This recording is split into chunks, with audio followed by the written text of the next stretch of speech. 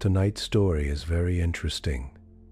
It'll start by saying the difference between what people say patience is and what actually keeps anyone alive when things go wrong. You've been told patience means waiting, right? Enduring, holding still while the storm passes. But imagine a place that turned that idea into a training exercise. 10 long simulated years of siege designed to grind cadets down slowly until they learned to endure. Generations have gone through it. The pattern never changed. Then a handful of humans walked in and quietly broke it in 40 minutes, not with heroics, just by asking a question almost no one else thought to start with. What if we treat this like a city on life support, not a battlefield?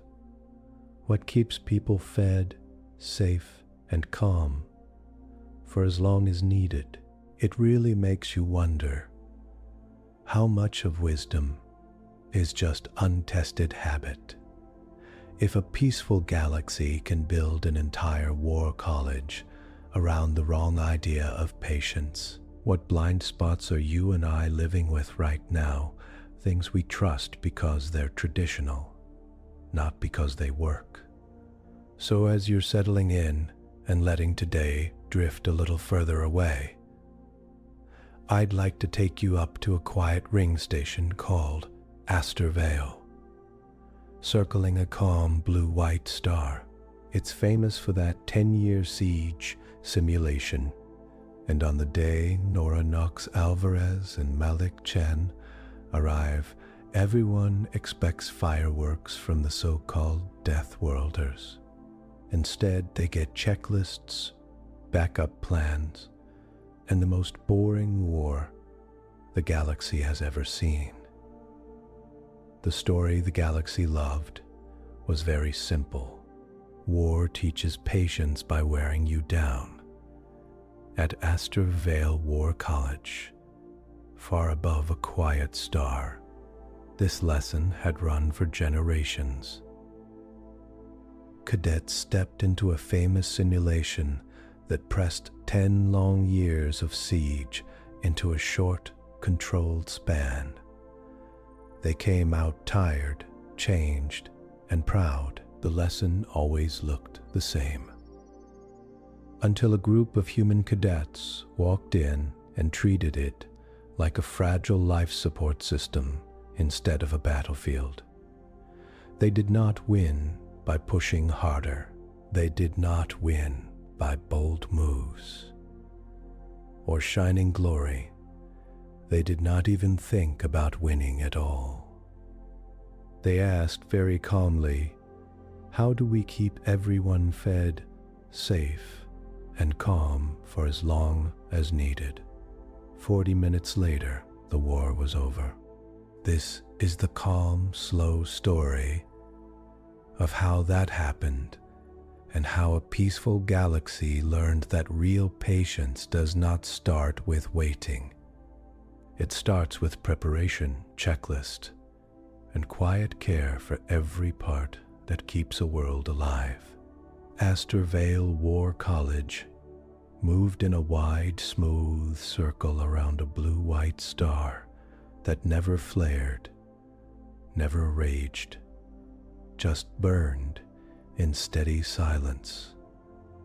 The college itself sat on a great artificial ring, shining metal and soft greens, that shared the same path through space. From orbit, it looked like a quiet bracelet laid around a lamp. The place was built for calm. Soft light fell through broad windows onto gentle gardens. Tall trees from many worlds grew along walking paths, their leaves shifting in air that always stayed at the right temperature. Small tram cars slid along clear tracks without noise. Water moved under bridges in thin, shining flows. carrying faint reflections of passing cadets. War had changed long before Nora Knox Alvarez and Malik Chen arrived. The last big galaxy-wide battles were stories told by retired officers in slow voices. Astervale now trained minds more than it hardened bodies. It taught how to keep peace, how to run systems, and how to understand the shape of danger while staying far away from real harm. But there was still the 10-year Crucible. The 10-year Crucible was the most famous simulation at the college. Every term, a mixed group of cadets entered a model of a border city. The city sat under threat of a slow siege from an unnamed enemy. Supplies were cut, storms came and went, small attacks struck at weak spots, and the city was pushed toward collapse over and over.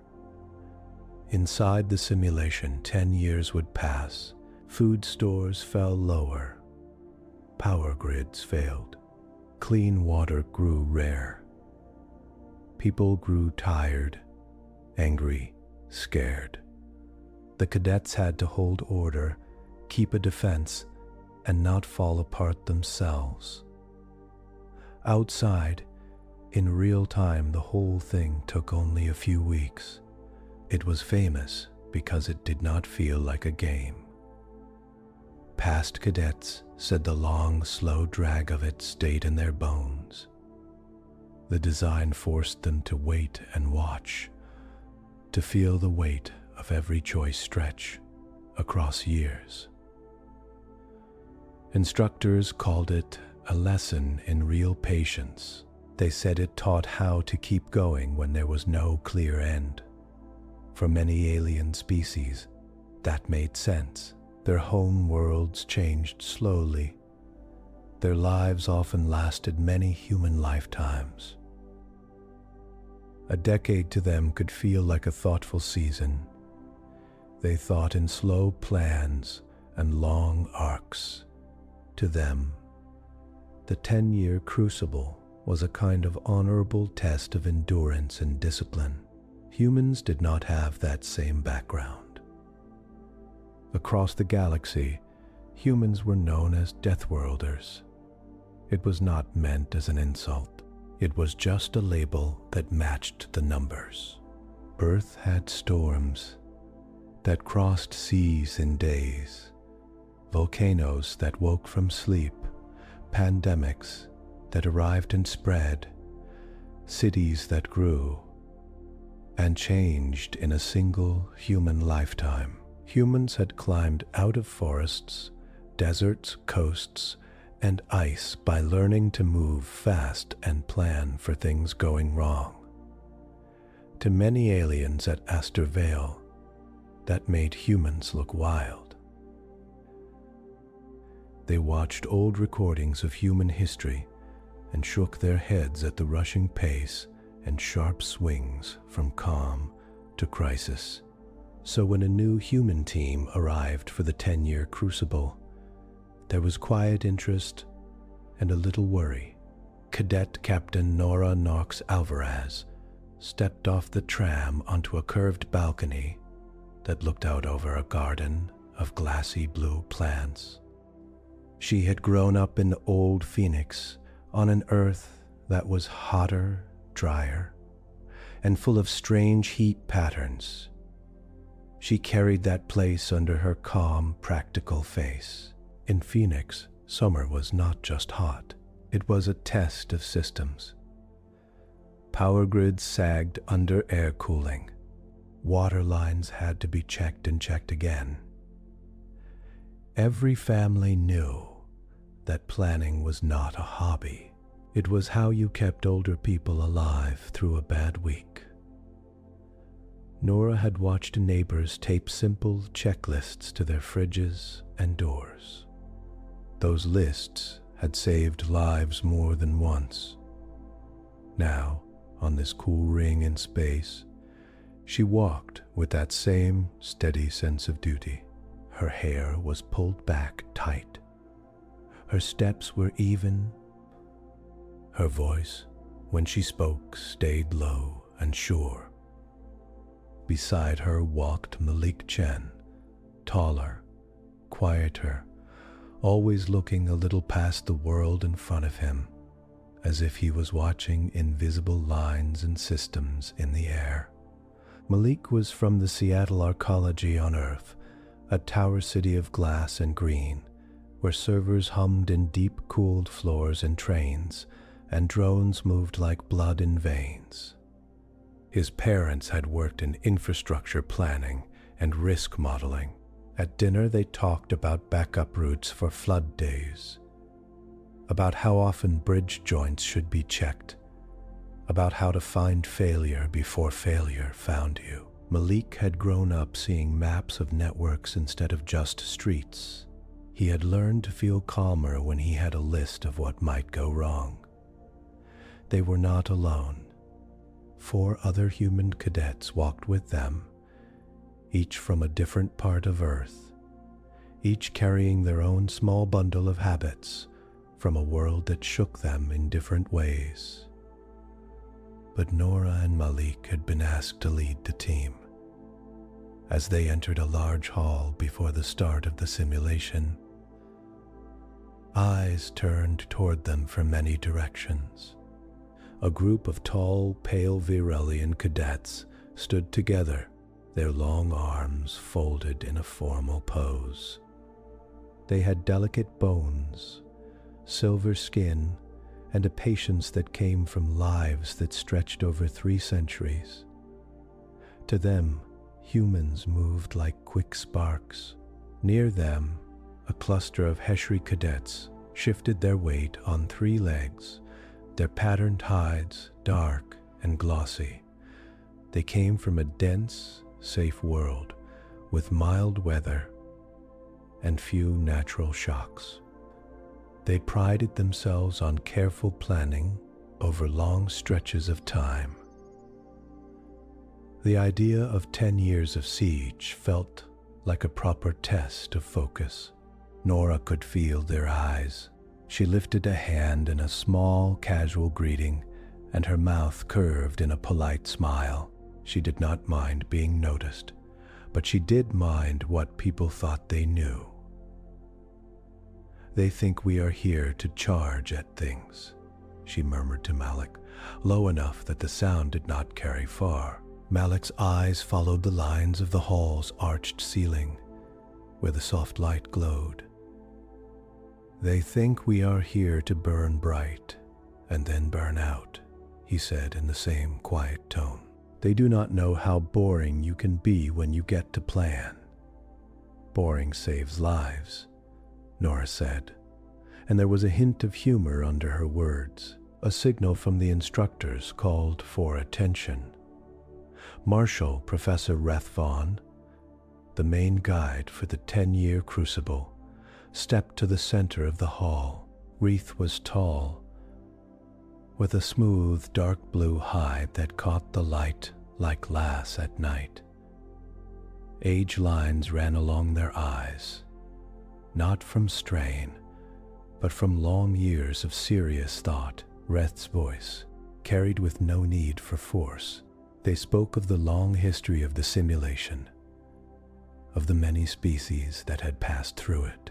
They talked about the slow drain of a drawn-out siege, about discipline when months bled into years, and nothing seemed to move. They said that no cadet left unchanged. Nora listened with respect. This place had its own wisdom. She did not want to fight that. She only wanted to show that humans could be careful too. Her mind, however, was already splitting the coming task into quiet pieces. Border city, 10 years, siege. Suddenly, she thought of power, water, food, information, shelter, medical care, transport. She thought of how all those pieces linked together into something like a living body. Beside her, Malik's eyes were half closed. To anyone else, He looked bored. In truth, he was building models in his head, not of enemy lines or glory in battle. He was thinking about failure modes. What fails first? In a city under pressure, what chain of errors follows? What small action early could cut off that chain? Reth spoke about patience, about how the simulation would stretch people, about how long waiting would teach calm. Nora's fingers tapped a soft rhythm on the side of her leg.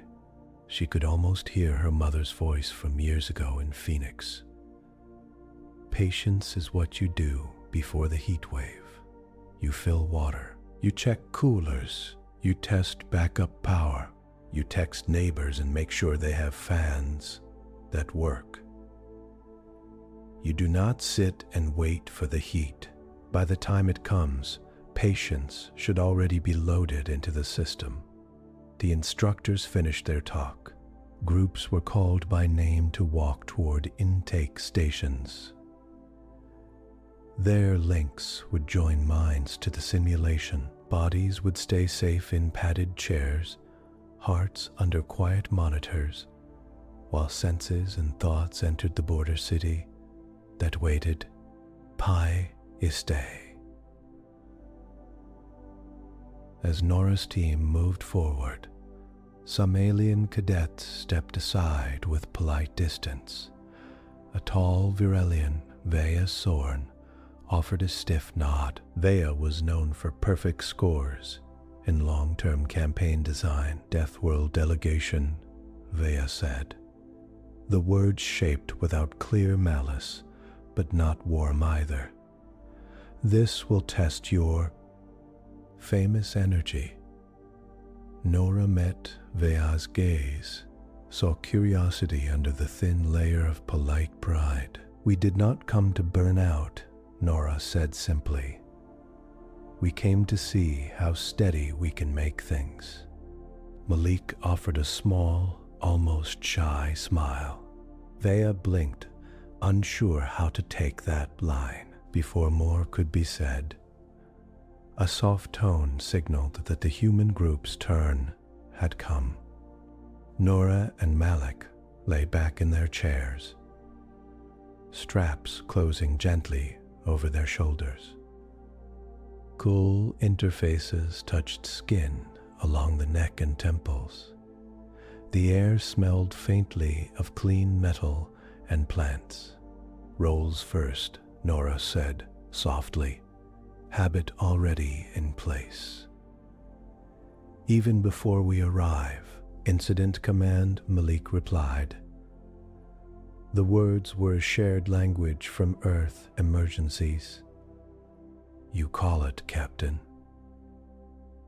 Her last sight of the hall was the curve of the ring outside the broad window and the far star burning steady and calm.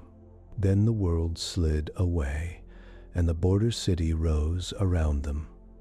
The city arrived all at once and also in layers. For a heartbeat, Nora felt only bright white light and the press of still air. Then walls took shape. Streets formed. Sounds grew in from a distant hush. The smell of stone, oil, and people settled around her like a light coat. She stood on a raised platform near what seemed to be a central transit hub.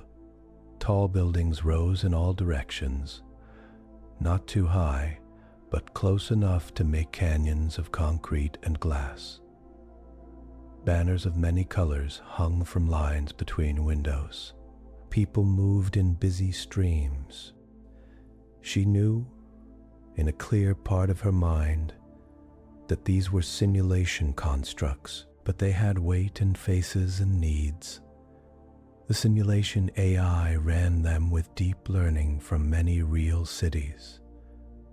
They would panic and calm, trust and distrust, follow and resist, all based on the signals she and her team sent. Malik appeared at her side, eyes already moving. The rest of the human team came into focus around them. A soft overlay in Nora's mind listed names and skill strengths. It was like a neat, color-coded chart placed over the world. "All right," Nora said, calm and firm. "We start like an incident. This is day 0 of a long event. We do not act like soldiers dropped into a film. We act like city staff standing at the start of a long storm season." There was no time wasted on big speeches. She began to assign roles with the clean, practiced tone of someone who had drilled this many times. "Jules, you have health, hospitals, clinics, field care. You map beds, staff, supplies. You link with whoever runs health here and you respect their local rules, but you make sure we see the big picture." Jules, a stocky human with quick eyes, nodded and moved off into the crowd, already pulling up maps and contact points through the interface. "Amita, you have power and water. You find the grid manager, the dam operators, the maintenance crews. You learn where the substations are, where the pumps are, and how many backups they have. You assume at least 2 failures on every line." Amita's lips pressed together in focus. She turned toward the nearest municipal building indicator. "Raffi, you take food and supply lines, not just big storage, but markets, kitchens, and small shops. You find where food comes from, how often, and what happens if a route closes. You look for points where a single cut breaks the chain." Raffi gave a brief grin and headed off toward the market district. "Lena, you are information and public communication. You find who the people here already trust. Local leaders, community groups, mutual aid networks. Whatever passes for that here, you work with them. We do not become the face of every message. We support what already exists." Lena moved at once, already scanning for local data hubs and communal centers. Malik watched all this, then looked back at Nora. "And me?" he asked, though he already knew. "You are Red Team," Nora said. "You walk around the city like you are the bad day. You imagine every fault, every load, every combined strain. You write them down. You tell me the top 10 ways this place dies if we are not careful. Then we start trimming that list down." He nodded slowly. His calm, almost cool, "Assume the environment is trying to break us," he said under his breath. "Just because that is how systems behave over time, and I take over all command," Nora said. "I stay linked to all of you. I make sure we see the city as one living body and not a pile of separate parts." They had burned less than 2 minutes. The first small shock arrived almost on cue. A distant rumble, a flicker of lights, a soft tilt underfoot, a minor quake. Windows rattled and a few street stands shook. People stiffened, then relaxed when nothing major followed. Nora watched how the crowd responded. Some laughed nervously. A few ran. Most simply checked their handheld devices and then went back to tasks. Clearly, this city had seen tremors before. "Write it down," she said, into the shared channel. "Baseline hazard. Seismic.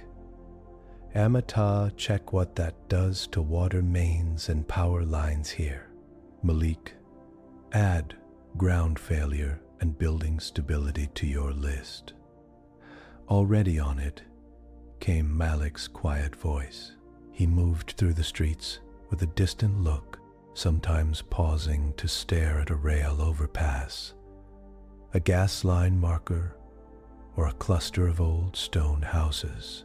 In his mind he ran years at speed. He saw 1,000 small events pressing on the same weak points again and again. Nora made her way to the city's central administration building, guided by the interface. Inside, officials already rushed between offices. Alarmed by the minor quake and the fresh news of an enemy fleet massing outside the system. "We are from Aster Vale," Nora said calmly to the first high-level manager, who stopped to stare. "We are here for long-term support. I need to know who runs your crisis team." The man's eyes flicked up and down, then to the small ID mark near her collar. He was used to military commanders, barking orders. This quiet, even tone surprised him. "We have an emergency council," he said. "It meets when—" "Good," Nora cut in, still polite. "I do not want to replace your council. I want to add an incident command layer that links your services in a clear way. Think of it as a spine that connects your head and hands." He frowned. "We already have." "You have strong departments," Nora said. "Health, power, water, transport, public safety, so on. But I need to know, in a bad hour, who has the authority to make fast cross-cutting choices. Who can move staff from transport to health if ambulances break down? Who can redirect food from one district to another if a bridge falls? I need to know that path now, before pressure rises." Her voice never rose. She sounded more like a city nurse asking about allergy history than a war leader. The manager's shoulders lowered a bit. "We share power," he said. "Different councils, different votes. It takes time. Then we build a temporary structure for this long event," Nora said. "With your approval, we write a clear chain. During this siege period, for emergency moves, the incident lead can act first and then report to you. You can pick that person. We just help design the map." She did not say, "If you do not, the simulation AI will tear this place apart on that weak seam." But she thought it. Within 10 minutes, she had a small group of top staff in a meeting room, pulling up the city map. She guided them through a simple tested pattern from earthquakes, floods, and fires. They named sections: operations, planning, logistics, finance. Under those, they placed health, power, water, supply, transport, public information, and so on. Nora asked who in their city already had the best reputation for calm in a crisis. They hesitated, then named a few people. She nudged them to place those people in key posts. "This is not about rank," she said. "It is about who people trust when they are scared." Meanwhile, Malik's voice came steady over the shared channel. "Here's my first top 5 failure list," he said. "Go." Nora replied, eyes still on the city map. Number 1, power and water share several physical routes. A single hit to certain junctions takes both down. That turns a bad day into a total failure. We need physical and functional separation. At least some backup lines that do not share those points. Amata, Nora said. Already marking them, Amita replied. I have the grid manager at my side. He did not know about 2 of these overlaps. We can fix at least one in the first 12 hours with simple rerouting and mobile generators. Good, Nora said. Number 2, Malik. Number 2, food storage is heavily centralized.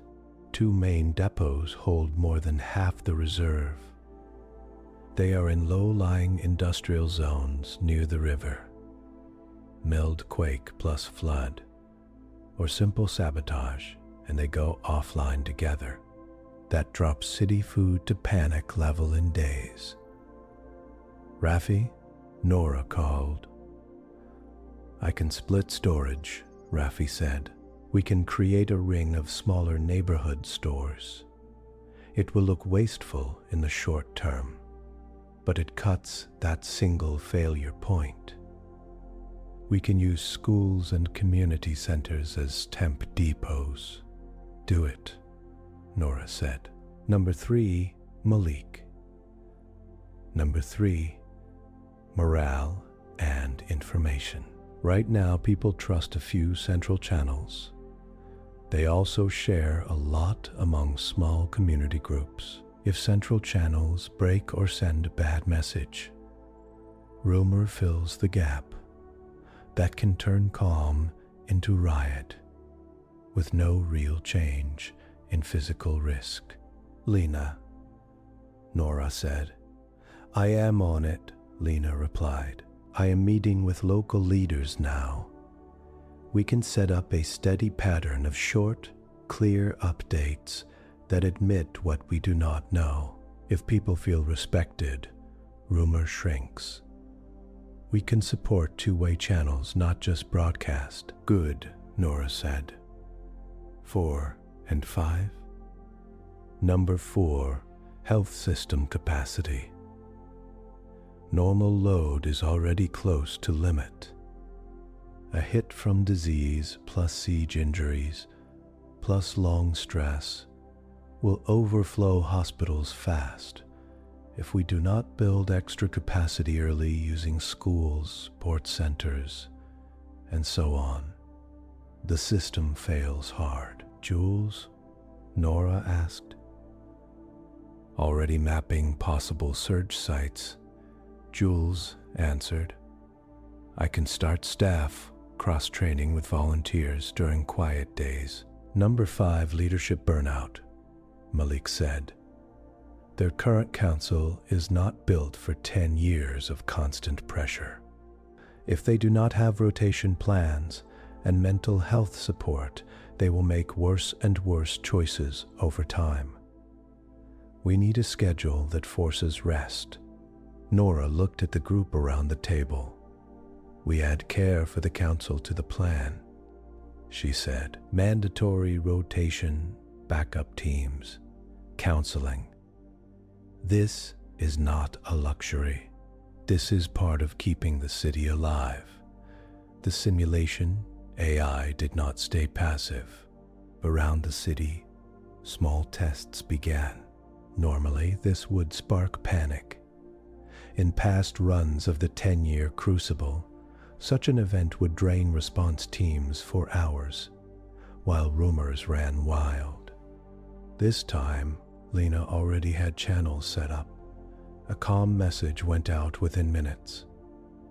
Where the fire was, where it was not. Which exits to use, which roads were clear. Local leaders repeated it in their own style. Fire crews arrived along pre-cleared routes that Amita and Malik had marked as priority lanes. Jules had small triage posts ready at the edges. The fire was still real inside the simulation. Heat rose. Smoke stung eyes. People cried. But it did not spread into a citywide panic. It ended as a bad event, not the start of a spiral. A supply ship failed to dock at the spaceport due to enemy activity on the edges of the system. Raffi had already started decentralizing food. Storage was now spread across many points. The mist load hurt, but it did not cut off critical supply. The city had extra days to adjust. Small tremors returned, shaking plates off shelves. Amid's crew had already reinforced the most fragile joints in the water and power lines. Monitors showed a few red spots, but the main system held. Nora watched the city data feed. She saw spikes where fear or damage rose, then saw them settle. She kept a light hand on decisions, nudging, not yanking. She asked over and over, "What can we do now so that the fifth problem in this chain never appears?" She almost forgot that outside, instructors watched charts and graphs, expecting a slow grind through 10 years of pain. At the 30-minute mark, Malik checked in with a new list. Top failure threats now are slower. He said, "Food is better. Power water overlaps are down. Rumor is lower. Health capacity is building. The main threats are long. Leadership fatigue, gradual loss of maintenance, slow environmental stress." In other words, Nora said, "We got through the first wave. Around the city, people started to act less like victims of siege and more like members of a long, careful project. They fixed small things before they broke. They checked on neighbors. They came to expect clear, honest updates. The city's basic life support functions, water, power, food, health information, had moved from fragile to steady in under 40 minutes. Nora did not know that in a control room on the ring, Marshal-Professor Reth Vaughn leaned forward, staring at a large display. The 10-year Crucible's AI had a model of system stress and city resilience. Under normal runs, that score rose and fell in a tight pattern, never settling for years. This time the lines bent strangely. They dropped into a wide, flat basin. From the AI's view, the city had reached systemic stabilization far too early. Inside the simulation, Nora only knew that her checklists were shorter and cleaner. The city's breaths had gone from wild and shallow to slow and deep. Now, she told her team, "We act like this is normal. We practice, we repeat. We teach others how to run these roles so that if we are pulled out, the system stays stable." She looked out over a busy square where people walked, shopped, laughed. It did not look like a city under siege. It looked like a city that had accepted that life would be strange for a long time and had adjusted. Malik's voice held a hint of quiet wonder. "We are only 40 minutes in," he said. Nora felt the calm settle even deeper into her chest. "Good," she replied. "That means we have time to make this even more gentle." Outside the simulation, the control hall at Astor Vale was as calm and cool as the rest of the ring. Gentle light fell on rows of curved stations where instructors watched data flows. In past runs, the 10-year Crucible filled this room with a slow, tight kind of tension. Staff leaned forward, tracking how the model city staggered through 10 compressed years of stress. Now the room was quiet in a different way. On the main display, Lines that should have risen and fallen in sharp spikes had flattened into a broad, low shape. Graphs for water, food, power, health, and morale all sat in the safe zone. Small peaks came and went, but the whole picture looked stable. Marshal-Professor Reth stood with arms folded behind their back. Tall forms still, their dark blue skin caught the light at strange angles. Their eyes stayed fixed on the data, like they could force it to change by staring long enough.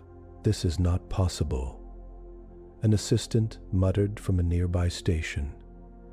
The model city should still be in early confusion. Supplies should be unbalanced. There should be at least 2 major riots by now. Reth did not answer. Inside, they felt something tight pulling against years of belief. For as long as Reth had taught here, the 10-year Crucible had been the core test. It showed cadets that war was not made of single bright moments, but of long days where nothing seemed to change. It proved that leadership meant holding steady while people grew tired and angry. The whole design depended on steady pressure and slow learning. The human team had bent that shape in 40 minutes.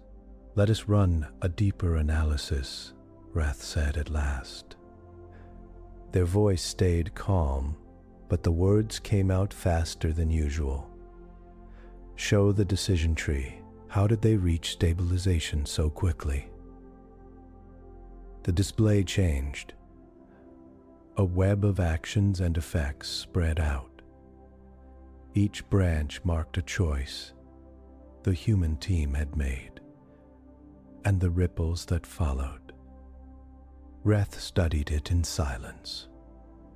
"It is not magic," the assistant said after a while, surprise softening their tone. "They did things anyone could do. They just did them very early. Incident structures, role maps, redundancy in supplies, clear information. It is all standard for disasters, not for war," Reth said slowly. "But," Reth said slowly, "against time and chance." They focused on Nora's key moves. She had treated the city like a patient in intensive care, not like a weapon. She had refused to center herself in every action. Instead, she had found people the citizens already trusted and given them tools and patterns. Reth felt something inside them give a small, uncomfortable twitch. For years they had told cadets that true patience meant standing firm while things fell apart. They had praised those who endured fear without complaint. They had seen that as noble. These humans at least, seemed to think patience meant building so many supports, that fear had nowhere to grow. Reth's jaw set. The lesson was in danger of turning into something else.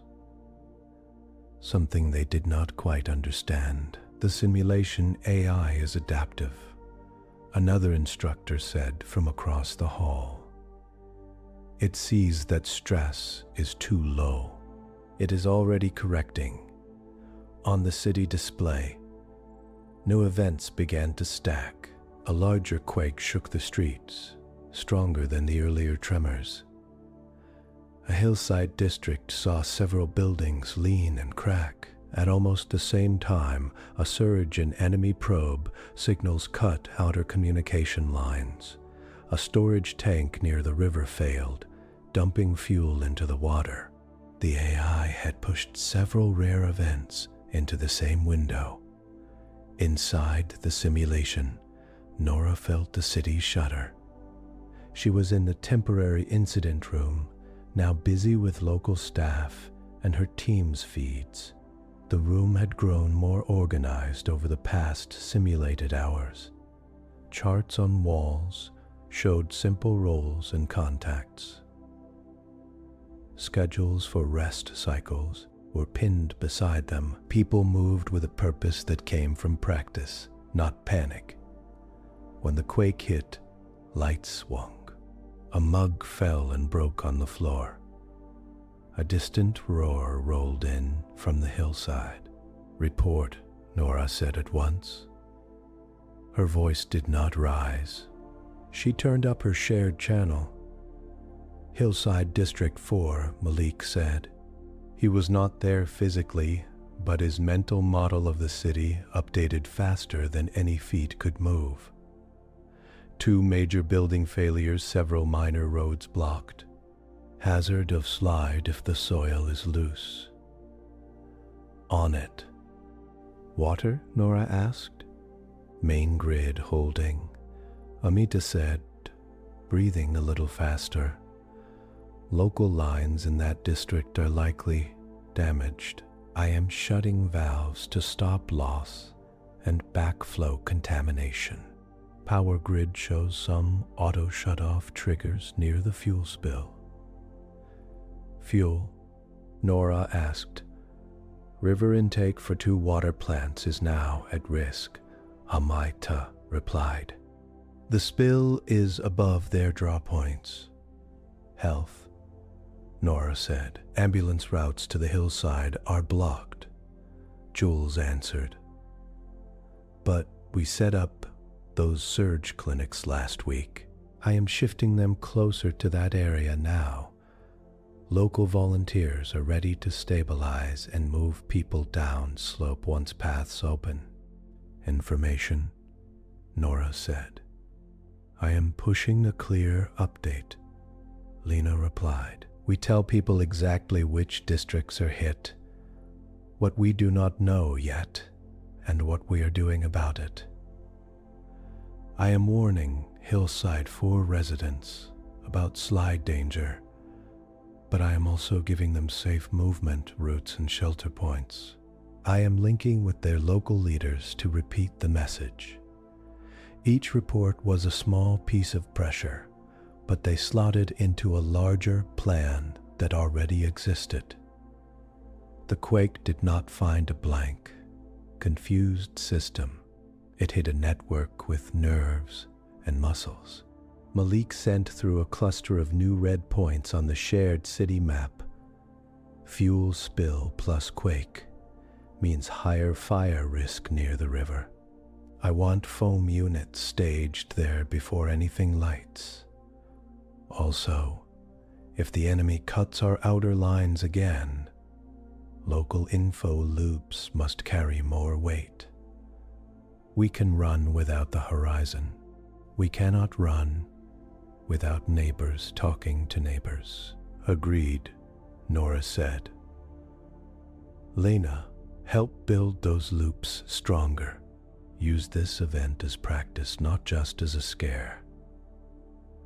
In the control hall, Reth watched several red crisis markers appear on the big display. For a brief moment, it looked like past runs. Lines spiked. Numbers jumped. Then, again, things began to settle. Water loss was limited by fast valve closures. Backup tanks, which Nora had insisted on filling early, even when no clear danger showed, carried parts of the city through the contamination period. Health services flexed along the paths Jules had prepared. The hillside saw injuries and grief, but the pain did not spread into the whole city like a stain. Families in other districts stayed anxious, but they were not thrown into chaos. Information flows stayed honest. No one claimed that the situation was under control when it was not. Updates used simple words and clear actions. People saw that work matched words, and trust grew stronger instead of weaker. The AI seemed to notice. Its internal aim was not to be kind or cruel. It was built to press cadets toward a certain challenge shape. It saw that its standard inputs no longer created that shape. So it tried again. Over the next stretch of simulated time, it pushed sharper combinations. A sudden drop in outside shipments hit right after a mild disease outbreak began in crowded districts. A dust storm rolled in from the dry plains, cutting solar power for hours. Rumors about enemy landing parties started to spread through denser neighborhoods. Fed by false leaks the AI seeded. In past runs, this sort of stack had led to fistfights, hoarding, and political breakdown. This time, the human patterns held. Food was already stored in many smaller sites. When outside shipments fell, Rafi did not have to invent a new plan. He shifted from save for 10 years mode to share and stretch mode, along maps drawn days before. Community kitchens opened run by local groups with simple guidance. No district felt fully cut off. The disease wave met an already expanding health net. Jules had cross-trained volunteers, set up basic hygiene stations in crowded areas, and pushed for simple protective habits. These were not perfect shields, but they slowed spread enough that hospitals did not tip into overload.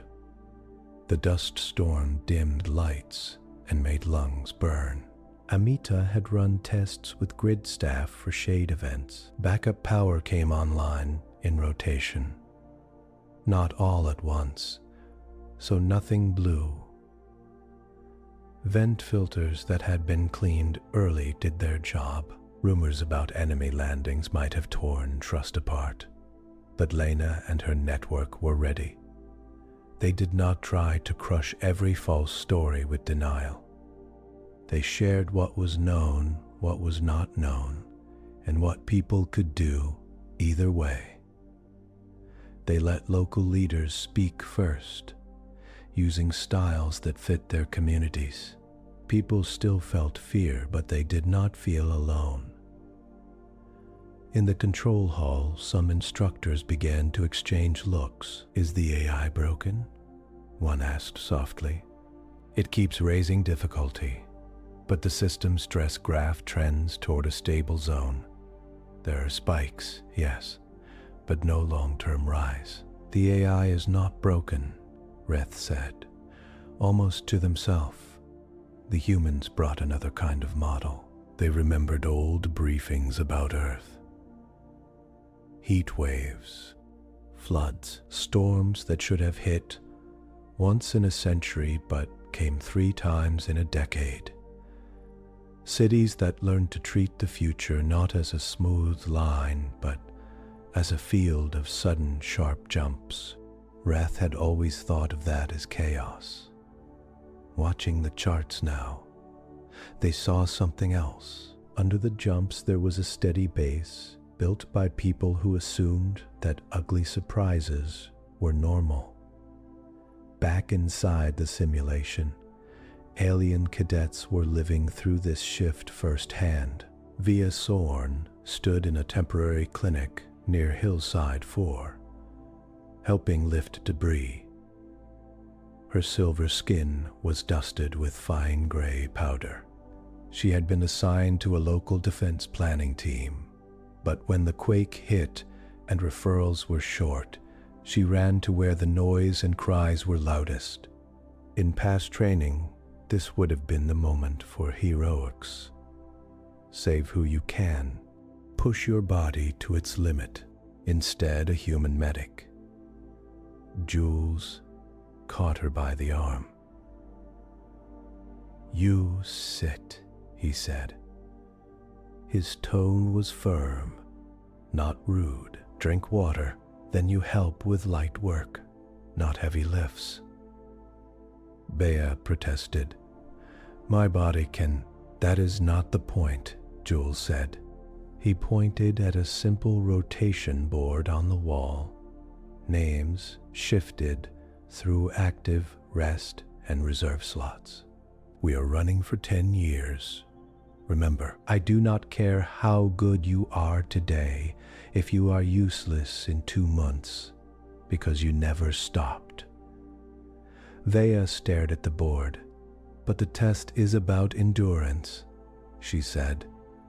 The whole purpose is to feel the long strain and learn to stand it. Jules took a breath, then nodded slowly. Yes, but humans learned the hard way that raw endurance fails without design.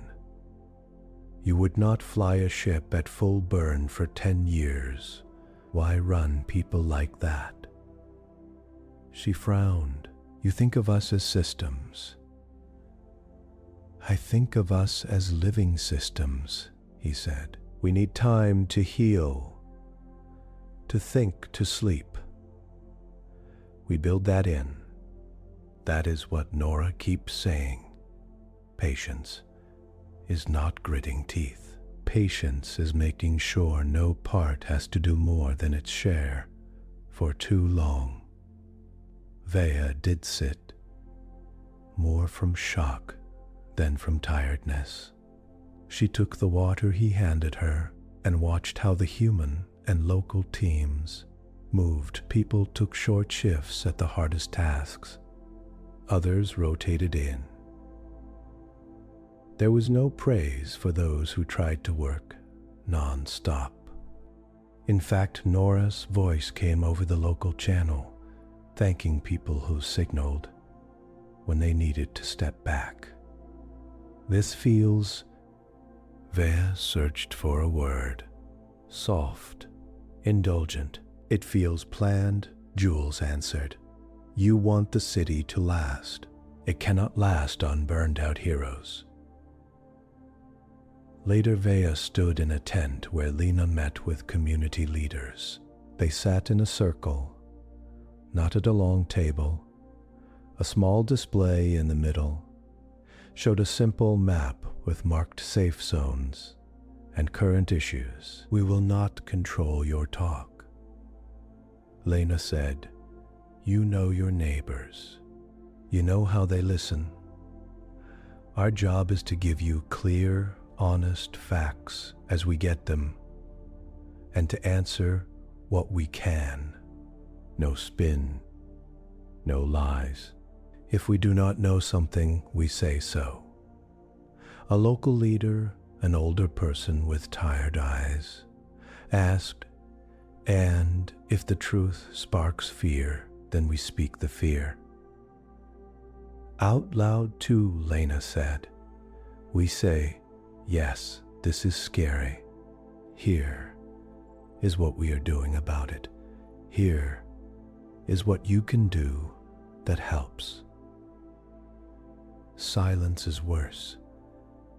It leaves space for fear to grow into something wild. Vea had been taught in past drills that calm meant never showing doubt. Now, she watched people relax as Lena admitted limits and still offered action. Morale, she realized, was not just about good news. It was about feeling treated as adults who shared the work. As hours passed and the city kept holding, some alien cadets began to resent the humans. In a small break area inside the simulation, 2 Eshri cadets sat with Vea. Their 3-legged bodies rested awkwardly on human-style seats. They are breaking the story, one Heshri said. This is not how the 10-year Crucible is supposed to go. Where is the long struggle? Where is the lesson about waiting in hardship? Vea thought of the rotation board, the honest briefings, the way Nora had refused to become a single shining hero figure. They are still struggling, she said slowly. They just struggle earlier. They put the pain into planning and practice so there is less pain later. The other Heshri shook their head. It feels like cheating. They know tricks from a wild world. They tilt the test. Maybe the test was built around a different idea of patience, Reth said. Her own voice surprised her.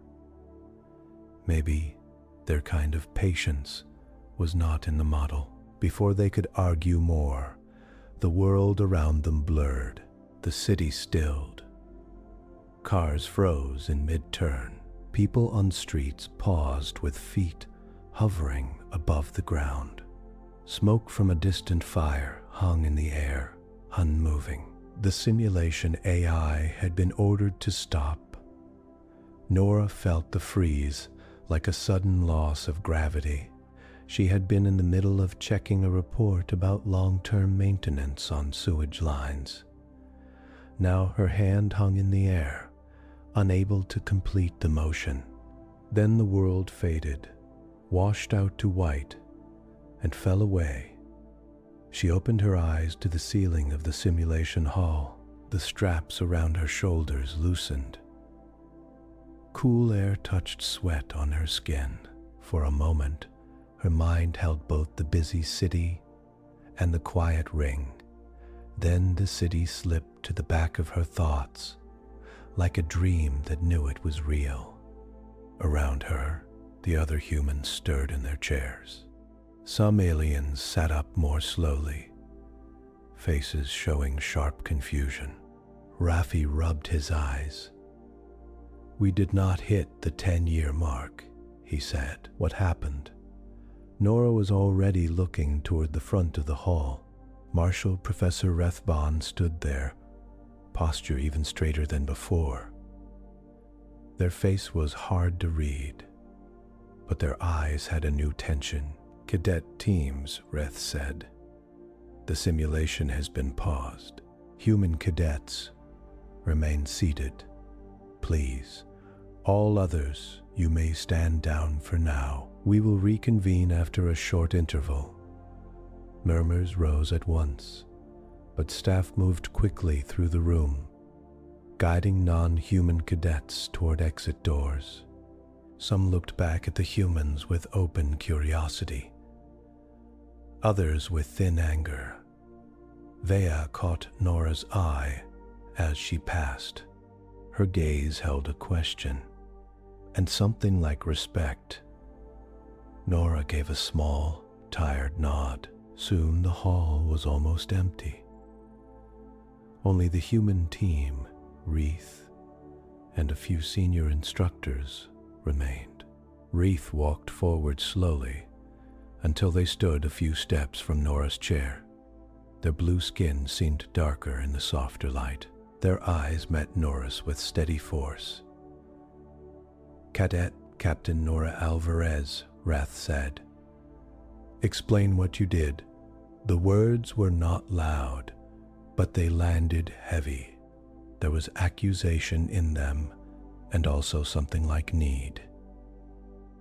Nora sat up fully, shoulders still marked by the straps. "Sir," she said, "we treated the city as a system under long-term stress, not as a stage for battle.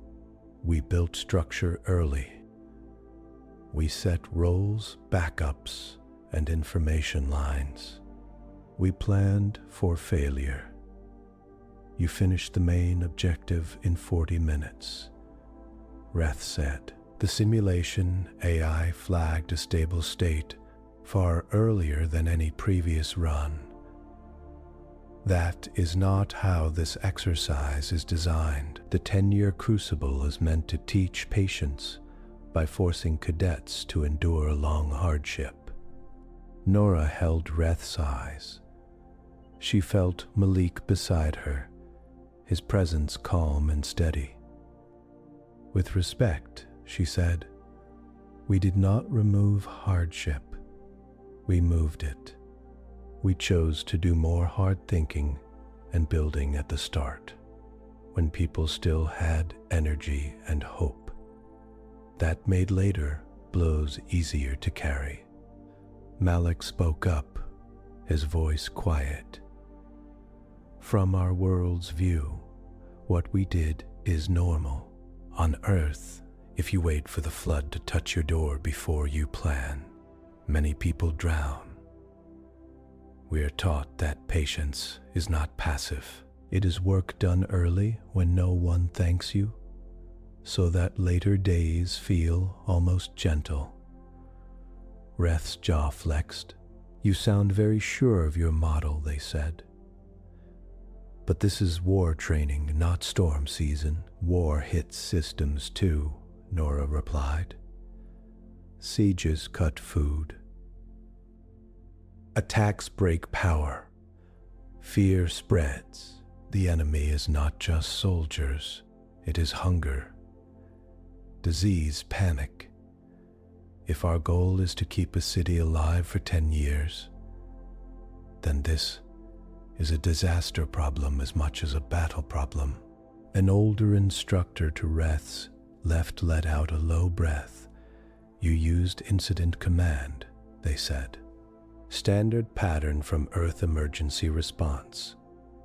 You placed it over our long-term war frame. Not over, Malik said. Under, as a base. We did not change your larger goals. We just used tools that our culture built from constant small crises. Reth turned to the main display. It still showed the smooth basin shape of the cities. Stress over time. For generations, Reth said, slowly we have told our cadets that patience is the skill of holding still while the world shakes. You are telling me that patience starts much earlier, that it is the skill of building enough supports that the shaking becomes less painful for everyone. Nora nodded. Where I grew up, if the grid fails in a heat wave, people die in their sleep before morning.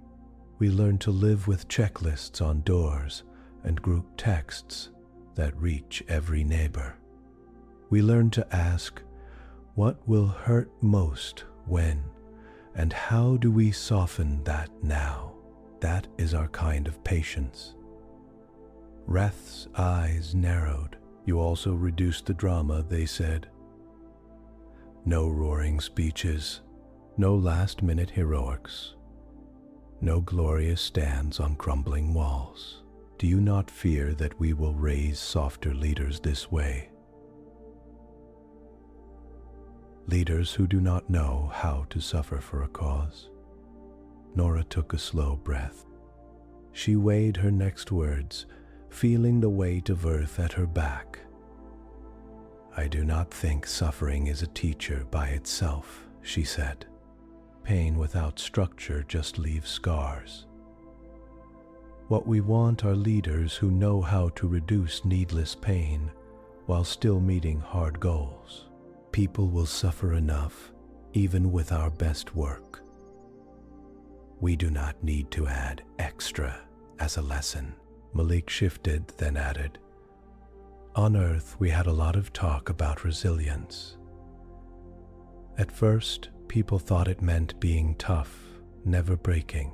Over time, we realized that real resilience meant designing things so they did not break as easily in the first place, and so they could heal faster. It is less about the hero who stands alone, more about the quiet group that keeps water running. Reth looked from face to face. The young humans did not look proud or smug. They looked tired and steady. That bothered Reth more than open arrogance would have. So you admit nothing wrong, Reth asked. You do not think you broke the intent of the 10-year Crucible? Nora shook her head once. We took the stated goals seriously. She said, keep the city standing for 10 years. Teach patience. Teach discipline. We just believe that steady systems and shared skills are the best tools for that. Not suffering for its own sake. There was a long silence in the hall. The hum of air systems seemed louder. Finally, Reth spoke in a softer tone. Tell me more about these ugly surprises you planned for. You kept saying you assumed the environment would attack you. Even without an enemy, Malik leaned forward slightly. Where we come from, the environment does not care about our plans, he said. Storms hit the wrong city. Earthquakes shake on days when hospitals are already full. A bad rumor spreads during a heat wave. None of it is fair, but we learn to stop expecting fairness. We treat the world like a machine with many parts that can fail at once. We call it red teaming, Nora added. We imagine ourselves as the bad day. We walk through the city and ask, if this fails, what breaks next? Then we fix that path early. It is not negative thinking, it is care. Reth found themselves thinking of an old memory. Years ago, on their home world, a dam had cracked in a mild storm. No war, no enemy, just a missed inspection. The flood that followed had killed more people than some battles Reth had studied. At the time, they had thought of it as an unfortunate accident. Maybe, they realized now, it was also a design failure. Very well, Reth said at last. Their shoulders seemed to sag by a tiny degree. We will review this run deeply. For now, the 10-year Crucible remains paused. You will stand down and recover. Later, we may ask you to present your methods to the wider cohort. Nora hesitated. Sir, she said with respect, the methods are not just human. Many of your own people here understood them at once. Veasorn adjusted fast. The grid manager, the local leaders, they helped shape this too. It can belong to everyone. Reth gave her a long, searching look. We will see, they said.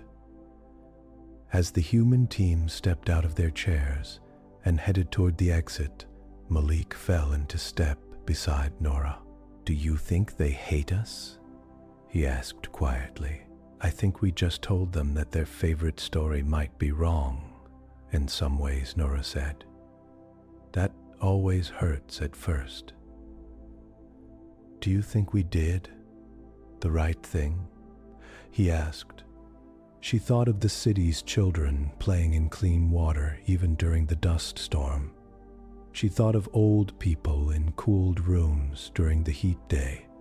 She thought of the hillside wounds, real and sharp, but not multiplied by panic. Yes, she said simply, I think we made 10 years less cruel. Up in the control hall, Reth watched them leave on a side camera. The tight thing inside their chest had not gone away. It had changed shape. They thought about what it would mean to change the 10-year Crucible. It would mean admitting that patience might start with boring early work. It would mean teaching cadets that heroism could look like making a supply list or checking a valve. It would mean letting deathworlders show the galaxy how to be gentle. Reth was not ready to decide. Pride, habit, and a long career all pulled one way. The living memory of the stable city pulled another. We will reconvene the faculty. Reth said to the room, we have more to learn than we thought. Marshal-Professor Reth sat alone in their office, high on the inner curve of the ring. Outside the wide window, the blue-white star burned with the same steady light as always. The view had never failed to calm them. Today it did not help as much. Charts and notes filled the wall display in front of Reth. The data from the human run of the 10-year Crucible sat there in clean lines. Every major event was marked. Every response, delay, and effect was tracked.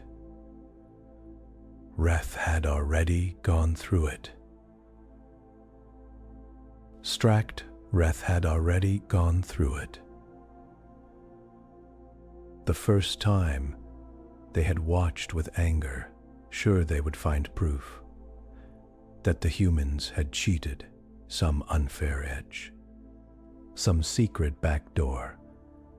The second time they had watched with tight curiosity, following Nora's first moves, Malik's red lists, the way the human team had built in rest cycles and clear messages. The third time, they had watched in silence, noticing where alien cadets had picked up the new patterns and made them better.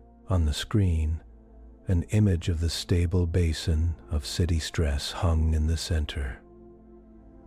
Around it, small side graphs showed things Reth had never measured closely before. Percentage of staff on rotating rest, number of local leaders trained in basic incident skills, average time for rumor correction. Reth leaned back in their chair and closed their eyes. They had grown up on a slow, safe world. Seasons shifted gently. Storms came on schedule and rarely turned wild. Wars had happened long ago, far away. In that setting, patience had meant waiting. It had meant standing firm and quiet, not rushing, not forcing change, trusting that time would bring things back into balance. When they had come to Aster Vale, that idea had fit well with the 10-year Crucible. The long siege model matched their own sense of the world. You could not rush 10 years. You had to live every day. Now a small group of young humans had walked in and acted as if time itself could be shaped, as if the worst days could be moved and softened. Reth opened their eyes and pulled up a brief report from another department. After the human run, several alien cadets had requested extra sessions with the humans. They wanted to learn more about incident command, checklists, and red teaming. Vea Sorn's name appeared near the top of that list. Reth let out a slow breath. Pride still burned in their chest. They had helped shape this war college for decades.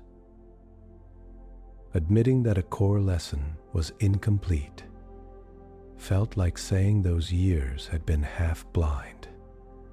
But Reth had not stayed in their post this long by clinging to old ideas just because they were old. They tapped the control.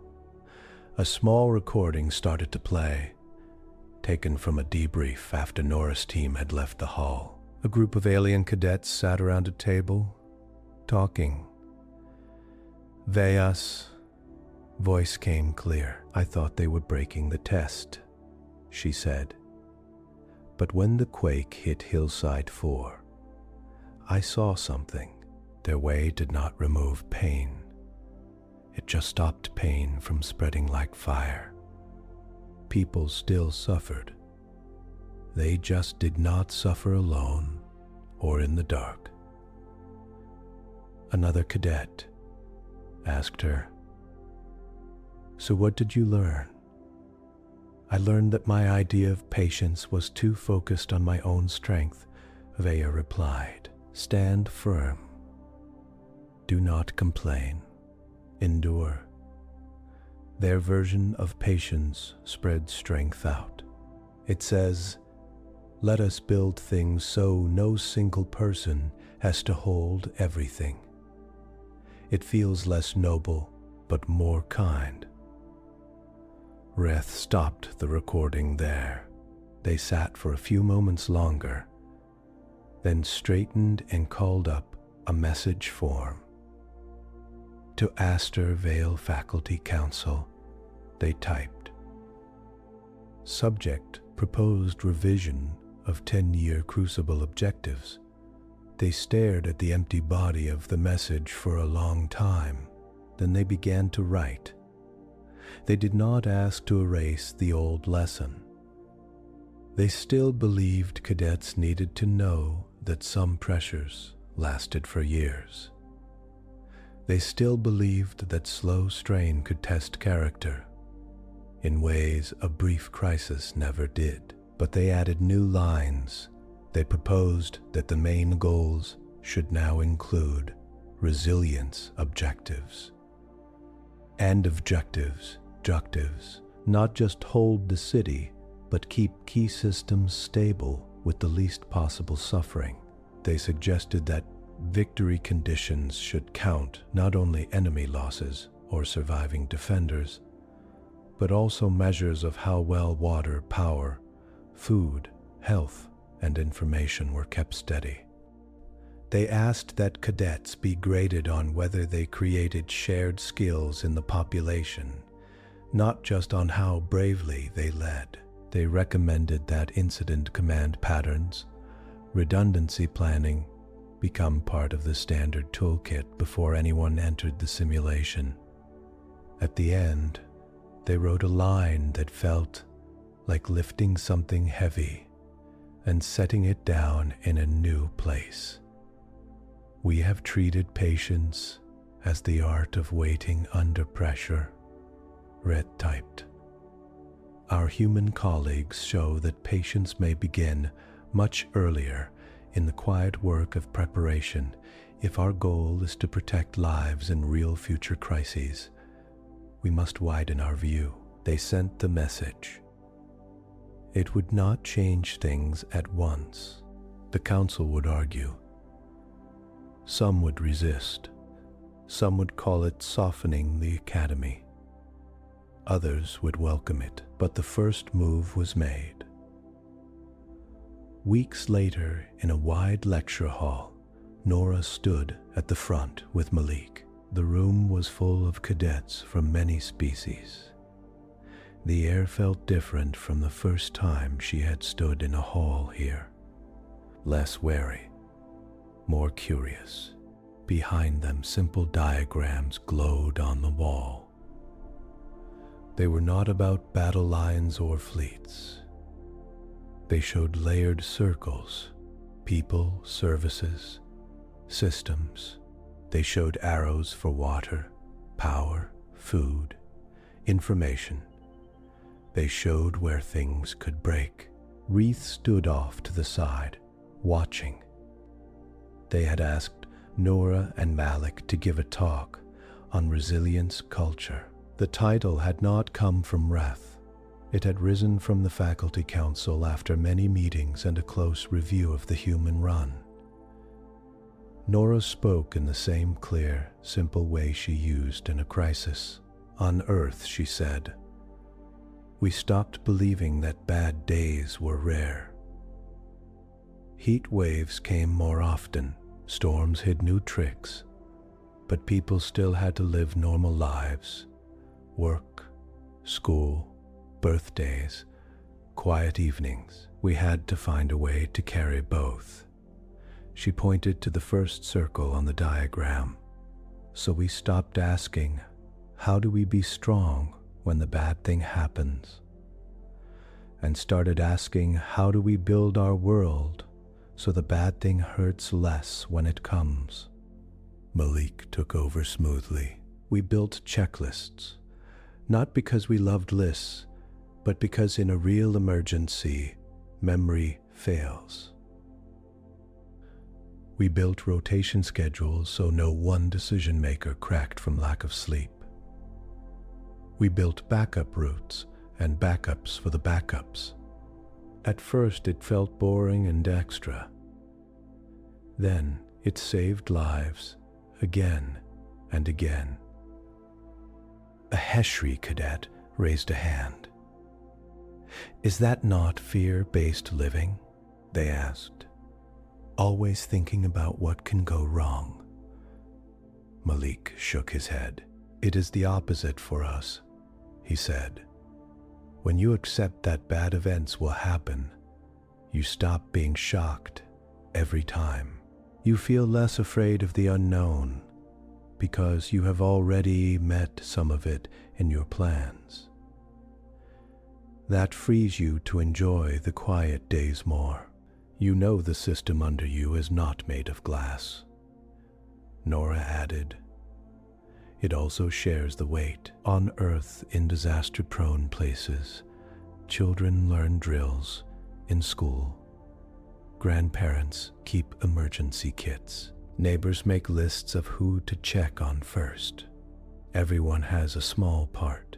No one has to carry everything. Vea sat near the front, listening closely. When question time came, she stood.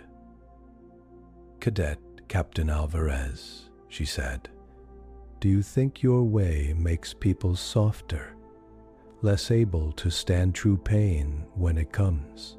The room went even quieter. Nora took a moment before she replied. I think our way makes people less alone, she said. Pain comes either way.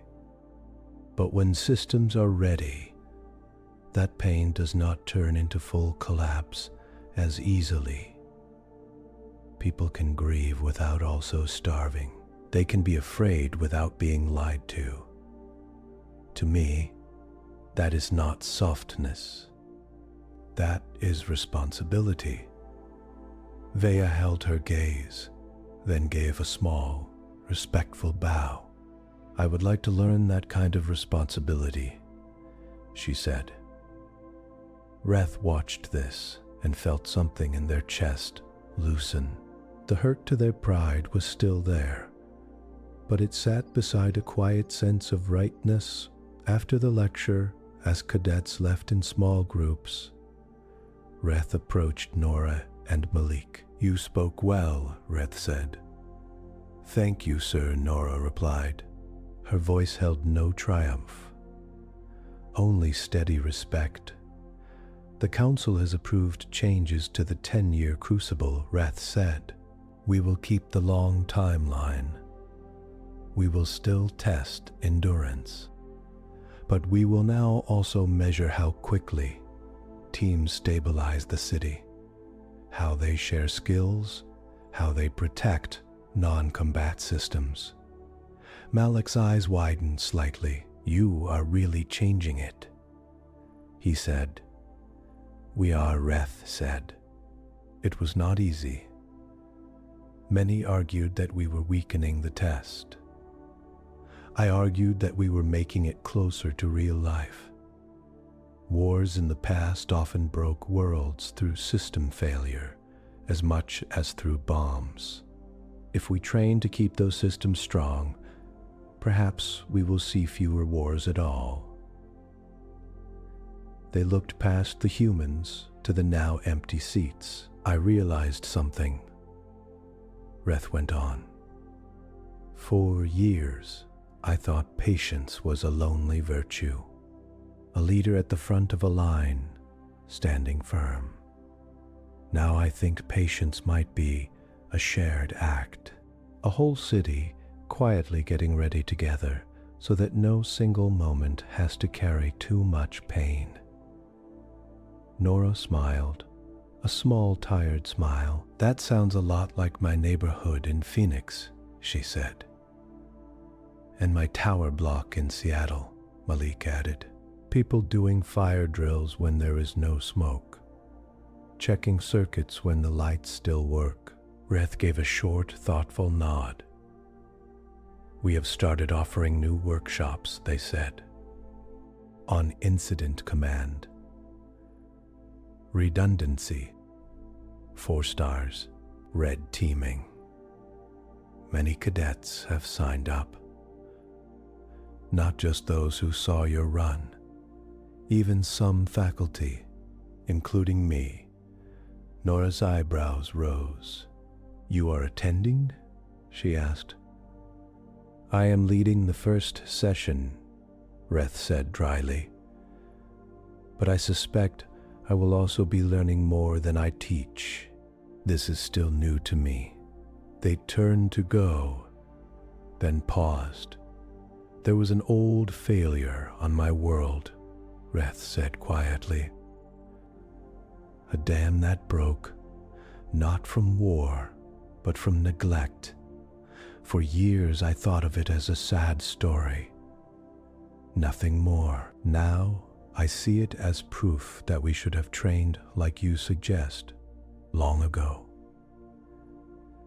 They faced the humans again. "Your world has hurt you in many ways," they said.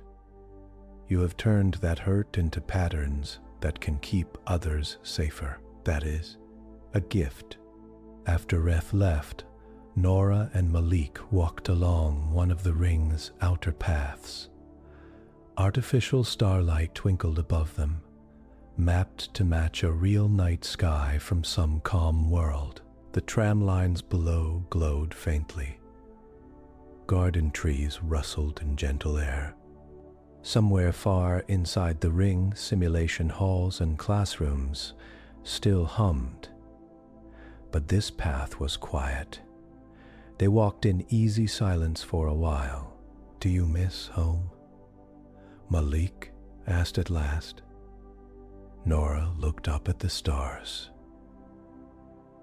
"I miss the ugly parts, as well as the good ones," she said. The way the forecast could never be fully trusted, the rush to stock water before a heat wave, the relief when the grid held through a bad week. It taught me how fragile things were and how strong people could be together. "I miss the drills," Malik said softly. "The way they annoyed me when I was a kid, all those alarms and practice evacuations. I see now how much work sat behind them. Quiet people in offices thinking about failure, so we did not have to live inside it every day." They stopped at a railing where the star shone clear below the curve of the ring. "Do you think the galaxy will really change?" Malik asked. "Or will they go back to loving long, hard stories? About noble suffering, stories always stay," Nora said. "But maybe the next story will have something new. A hero who builds a backup food depot. A leader who gets praised for making a flood boring. A city that remembers to thank the people who checked the valves." Malik laughed softly. "That is a strange kind of legend," he said. "It is the kind I can live with," Nora replied. They stood there in the false night, two humans from a restless world, looking down at a star that never flared. Behind them, in offices and classrooms, instructors started to edit old lesson plans. Instructors started to edit old lesson plans. Send. Instructors started to edit old lesson plans. And shifted, edited rather is end, had moved where no ship so be. Simulation techs added new scoring lines to the 10-year Crucible. Time to first stabilization, number of trained local leaders, hours of protected rest. Alien cadets marked their schedules with new workshop times. Incident command basics, designing redundancy, red team thinking for long crises. Some grumbled, some were excited, most were simply curious. The change would be slow. It would take years for the new ideas to settle into habits. Some would resist. Others would push too fast. Mistakes would be made. But a start had been made. Far away on Earth, heat waves still rolled. Seas still rose. Storms still learned new tricks. People there still taped simple checklists beside doors, still stored water, still ran drills in schools, still texted neighbors before a bad night. That quiet culture of preparation had reached out through Nora and Malik and their team and touched a peaceful galaxy that thought it already knew patience. Now, on an elegant ring around a calm star, that galaxy began to learn a softer, steadier kind of strength. Not the strength to suffer without breaking, the strength to build in advance a life that could bend and then stand back up again, gently together.